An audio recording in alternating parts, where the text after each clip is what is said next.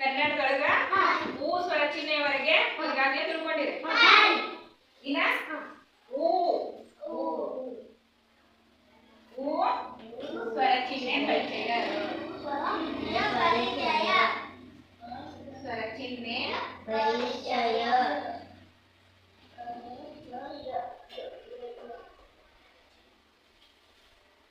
ಊ ಸ್ವರ ಚಿಹ್ನೆಯ ಪರಿಚಯ. ಊ ಸ್ವರ ಚಿಹ್ನೆ ಹೆಂಗಿರ್ಬೇಕಂದ್ರ ಇದು ಊ ಸ್ವರ ಚಿಹ್ನೆ. ಇದಕ್ಕೆ ಏನಂತ ಕರಿತೀವಿ ಅಂದ್ರ ಕೊಂಬಿನಿಳಿ.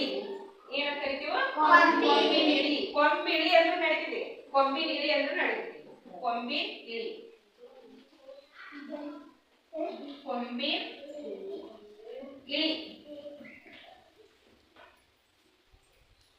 ಆ ಸ್ವರ ಚಿಹ್ನೆಗೆ ಏನಂತ ಕರಿತೀವಿ? ಆ ಸ್ವರ ಚಿಹ್ನೆ ಏನಂತ ಕರಿತೀವಿ?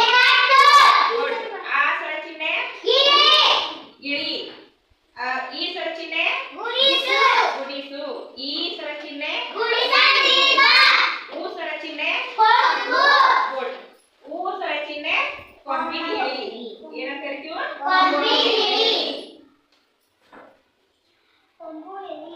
ಕ ಪ್ಲಸ್ ಊ ಏನಾಗುತ್ತಿದು? ಪ್ಲಸ್ ಕ ಪ್ಲಸ್ ಹೂವನ್ನ ಬಿಡಿಸಿ ಬರೀ ನೋಡೋಣ. ಕ ಪ್ಲಸ್ ಬಿಡಿಸಿ ಹೂವನ್ನ ಬಿಡಿಸಿ ಬರೀರಂದಾಗ ಕ ಪ್ಲಸ್ ಊ. ಕ ಪ್ಲಸ್ ಹೂವನ್ನ ಕೂಡಿಸಿ ಬರೀರಂದಾಗ ಹೂ. ಈಗ ಊ ಸ್ವರ ಚಿಹ್ನೆ ಇರುವಂತಹ ಗುಣಿತಾಕ್ಷರಗಳನ್ನ ನಾವು ಬರೀತೇವೆ.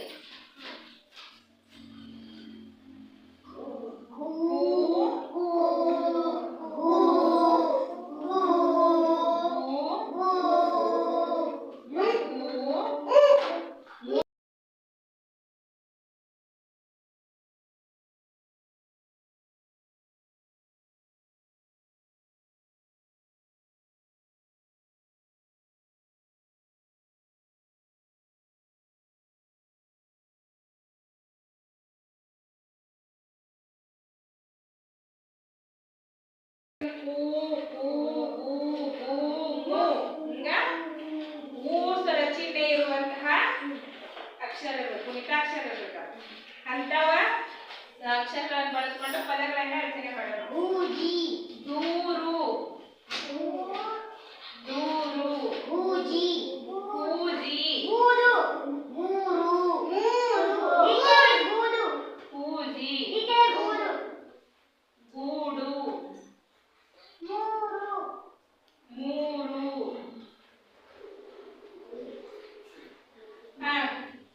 ನೆಕ್ಸ್ಟ್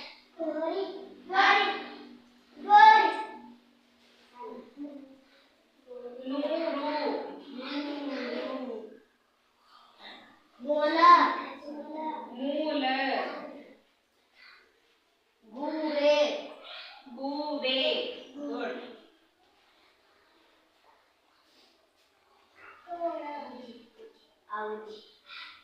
ಹೇಳಿ ನೋಡೋಣ ಮತ್ತೆ.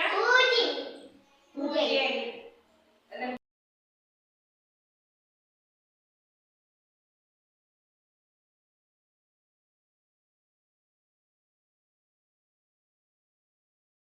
ಅಕ್ಷರಗಳು ಇವು ಊ ಸ್ವರ ಚಿಹ್ನೆ ಇರುವಂತಹ ಗುಣಿತಾಕ್ಷರಗಳು. ಈ ಗುಣಿತಾಕ್ಷರಗಳನ್ನು ಬಳಸ್ಕೊಂಡ ನಾವು ಏನ್ ಮಾಡಿದ್ವು? ಪದಗಳನ್ನ ರಚನೆ ಮಾಡಿದ್ವು. ಊ ಸ್ವರ ಚಿಹ್ನೆಗೆ ನಾವು ಏನಂತ ಕರಿತೀವಿ? ಕೊಂಬಿನಿಳಿ. ಏನಂತ ಕರಿತೀವಿ? ಕೊಂಬಿನಿಳಿ. ಎಲ್ಲರಿಗೂ ಕೊಂಬಿನಿಳಿ ಐತೆ ಇಲ್ಲ? ಇಲ್ಲಿ ನೋಡಿ, ಎಲ್ಲರಿಗೂ ಕೊಂಬಿನಿಳಿ ಬಂದೈತೆ ನೋಡ್ರಿ. ಚಿಹ್ನೆ ಐತಿ ಕೊಂಬಿನಿಳಿ ಚಿಹ್ನೆ. ಒಂದ್ಸಲ ಓದಿಸ್ತಾನ. ಊ ಸ್ವರ ಚಿಹ್ನೆ ಪರಿಚಯ. ಕೊಂಬಿನಿಳಿ. ಕ ಪ್ಲಸ್ ಊ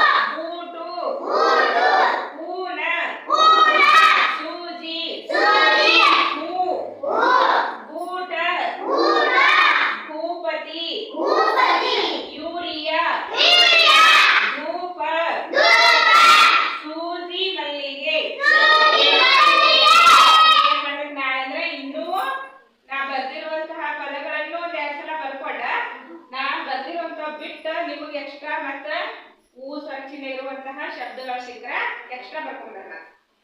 ಆಯ್ತಾ?